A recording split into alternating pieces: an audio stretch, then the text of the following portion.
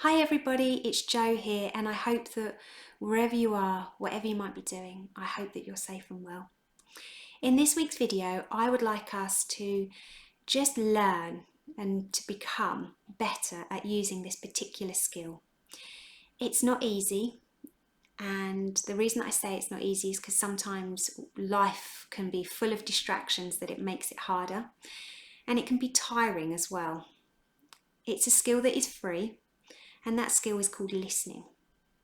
Actively listening, purposely being there with that person to listen to them. Not thinking in your mind, gosh, what should I say? I don't know what to do. I don't know how to react. But just genuinely being there with them. And it's tiring because sometimes we feel in our mind we don't know what we're doing. But actually, hopefully by the end of this video, you'll just have a little bit more confidence in how to become an even better listener.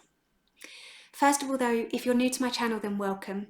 There's plenty of videos now. I started this back in March 2020, just before we went into lockdown here in the UK. And the channel's just grown. And nowadays I'm getting requests of videos from teachers and parents and carers and you young people. It's a channel dedicated just to you, those between the age of 10 and 19, if not some adults too. And it's just ways that you can better help yourself and become that even better person that you already are.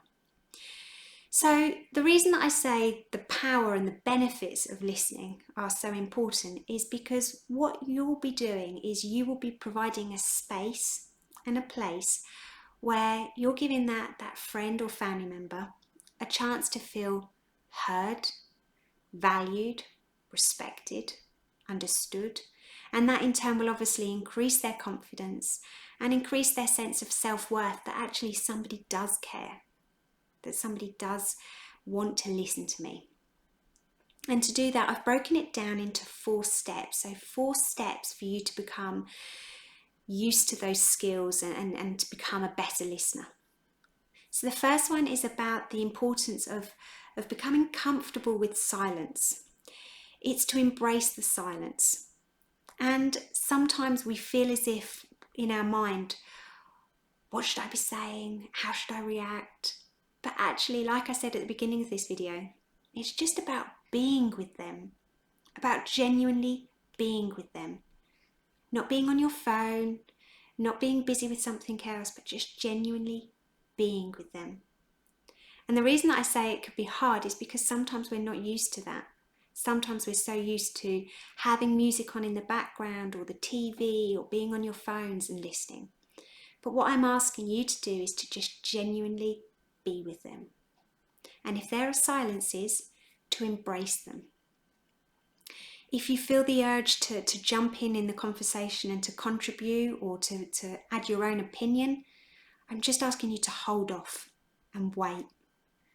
And that wait means, why am I talking? If you're there to purposely listen to them, just remind yourself, let's wait. Let's just wait. And that sometimes those silences, we think that they're really awkward. But actually, sometimes the only person that they're really awkward for is you. Because that young person might really be appreciating a time to actually think things through. So it's really important that you just embrace the silence and wait to talk. Just wait. And if you are talking, then just ask yourself, why am I talking? My second one is about putting the speaker at ease. And to do that is by showing them that you're listening. So I'm not asking you to make full-on eye contact, because that can be a little bit tricky. And I will give you a kind of a tip with eye contact. If it is too much for you sometimes, just look at like the bridge of their nose or the bottom of their forehead, because then it will just take that pressure off of you feeling that you've got to make eye contact, because it's so important, because it shows the listener that you're there and you're listening. But that's why I prefer to kind of, if speaking to a friend, I'd recommend you maybe speak side on, because then you can just glance their direction rather than making full-on eye contact. But equally, that person knows that when you are looking, that you are listening. It's also about being aware of distractions and just keeping your body language open. Don't have to be an expert in body language, but just don't be closed. Just be open. Just almost turn to them a little bit. Just show that you're listening. I think sometimes that's what can be really hard. Or sometimes it can be off-putting because it feels as if the speaker isn't being heard, so what's the point? My other one is to listen to understand. That third point is listen to understand. We all have our own opinions. We all have our own judgments. I know that we should be non-judgmental, but we're human and we do.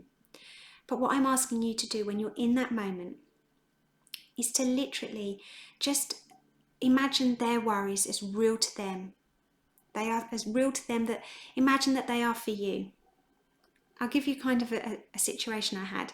I remember when I was backpacking and my best friend, she lost her cat. Her cat died when we were away and she was heartbroken.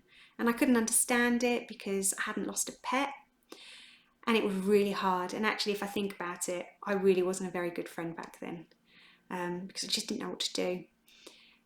But actually, when I then lost my dog a fair few years later, oh gosh, I could really understand how she would have been feeling. And that's why listening is so important, because sometimes just being there and just really trying to empathise and be on their level is just so important, so important. And my fourth step is have patience. Have patience. Don't feel that you need to direct the conversation. Don't feel that you need to have a structure with the conversation. Just be with them. Just be with them. Let them talk at their speed. Let them have their pauses and just show that you care, because it is really, really important. So yeah, they're my steps for you to be a good listener.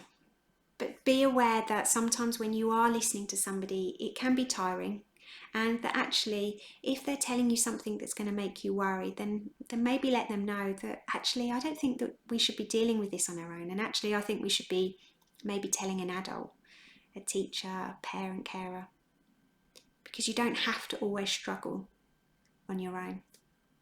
So, and the last thing is just kind of wrapping it up, I suppose, is that if you don't know what to say at the end, if you genuinely don't know what to say at the end, that is okay. That is genuinely okay. Because sometimes we feel that we need to be able to have an action plan or solve it, or how about this? When actually sometimes we can simply say, I don't know what to say. Or that sounds really hard right now. Or ask them if they want to cuddle. And just let them know, Train. Just let them know that you're there for them. Because honestly, that will make them feel, even if it's the smallest bit better, that will make them feel better than they did. So just be you, and just make sure that you tap into those skills of being a good listener.